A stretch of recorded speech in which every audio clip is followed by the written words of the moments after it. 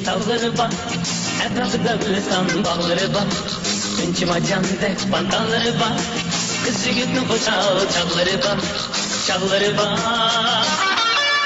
Geçip koysam güzel götürgene, rahat edip yayraşır ecenden. Aşk oldum sana seherden, mektub buldum ağlada.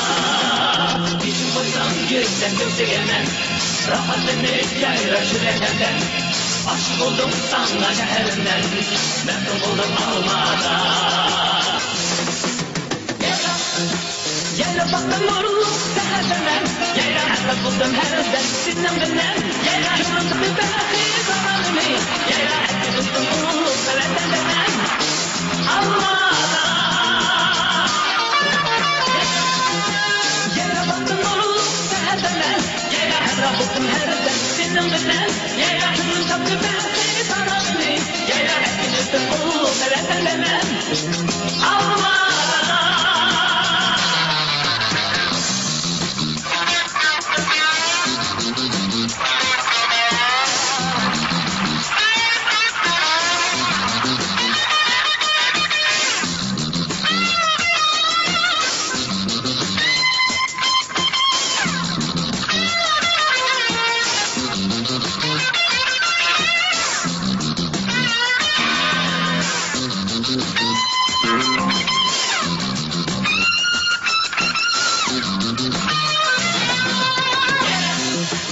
Yere baktım nurlu seherden, yere emre buldum her özden sinden benden.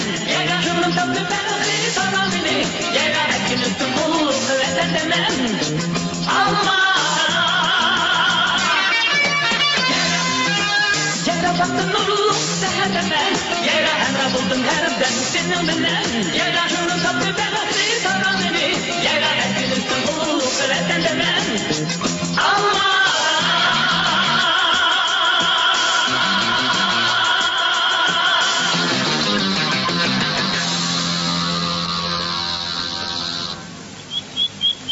Acayip anmıdır, şehirni dağlı kılan hemmige.